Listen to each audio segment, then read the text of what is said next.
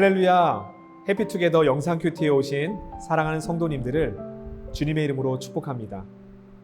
오늘 우리에게 허락하신 말씀을 통해 은혜 받고 순종의 삶을 살아내기를 원합니다. 다 함께 살아계신 하나님의 말씀을 봉독하겠습니다.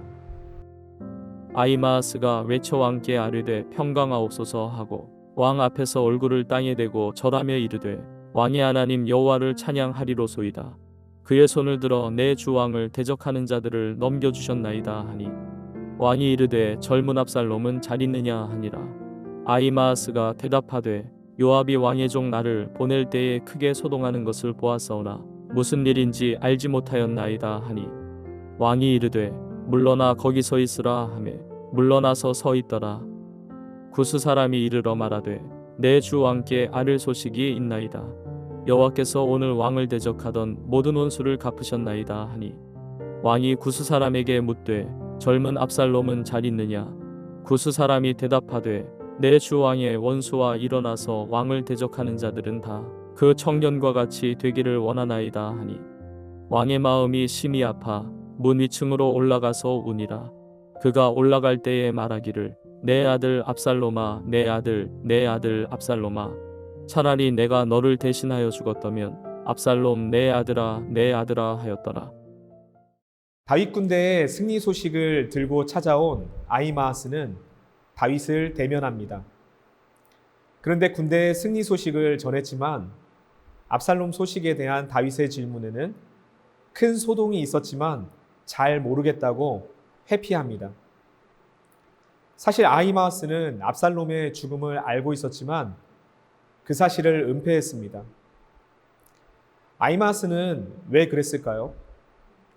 다윗이 정작 듣고 싶어하는 압살롬의 소식이 너무나도 비극적이기 때문에 벌을 받게 되지 않을까 하는 두려움 때문이었습니다.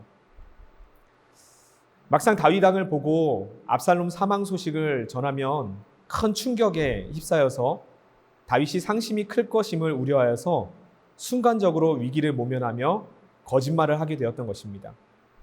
아히마아스가 하나님께서 하신 모든 일에 대해 전하려고 자원하는 마음으로 요압을 설득해 출발하긴 했지만 결국에는 있는 모든 사실을 다 전하지는 않았습니다. 이 부분에서 성도에게 주시는 메시지가 있습니다.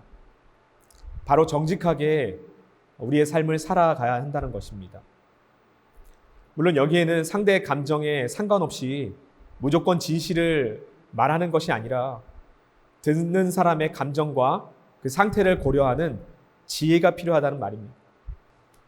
진실은 결국 누구를 통해서든지 알려지게 되는 것인데 다윗을 생각하고 다윗의 마음을 잘 헤아릴 수 있는 아히마아스가 전하는 것이 훨씬 더 나은 그러한 상황이었습니다. 우리는 살면서 다윗과 아히마아스와 같은 경우를 순간순간 맞이하게 됩니다. 그때마다 성도는 진실과 정직이 작동되어야 합니다.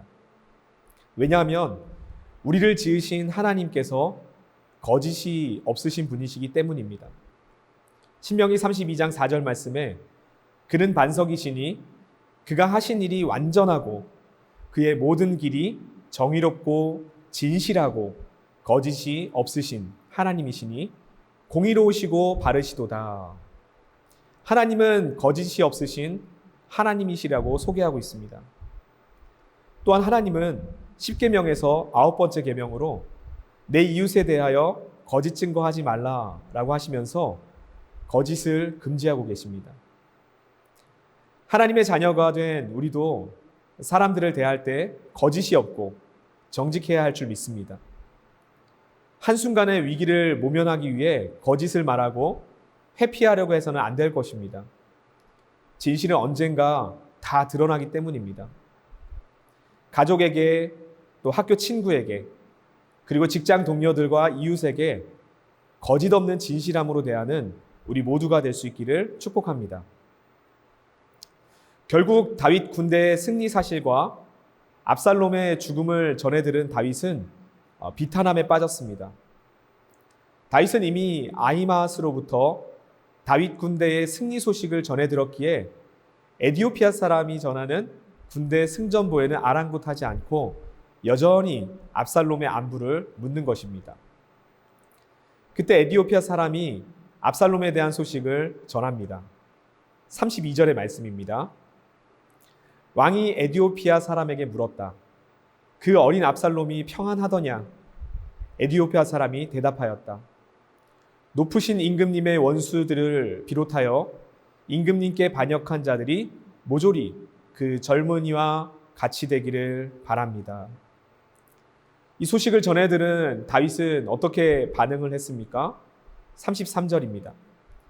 왕이 이 말을 듣고 마음이 찢어질 듯이 아파서 성문 위에 다락방으로 올라가서 울었다.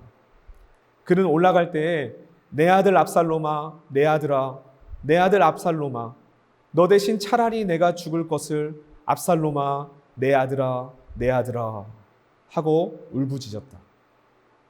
자신을 배신했을 뿐 아니라 죽이려고까지 했던 아들이었지만 아버지로서 다윗은 여전히 아들 압살롬을 사랑했습니다.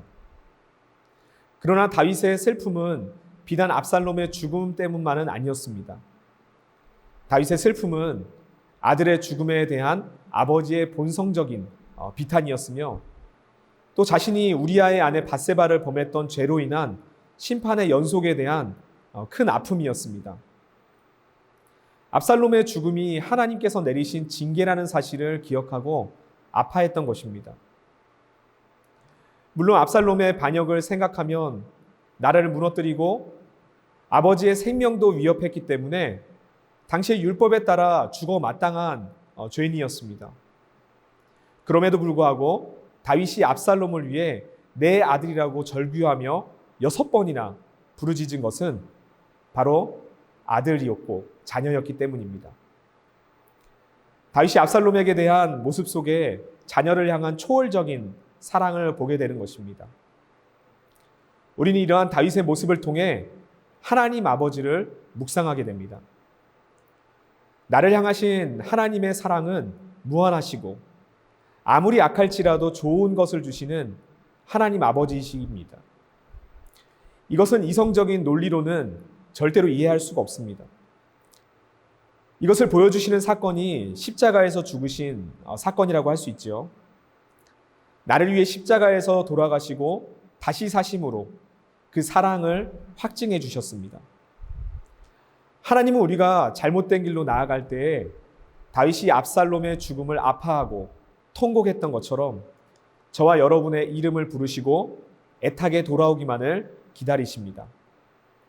마치 누가복음 15장 탕자의 비유처럼 집 나간 아들이 돌아오기만을 기다리다가 멀리서 아들이 돌아오는 것을 발견하고서는 달려나가 끌어안고 입을 맞추며 기뻐하시는 장면처럼 말입니다.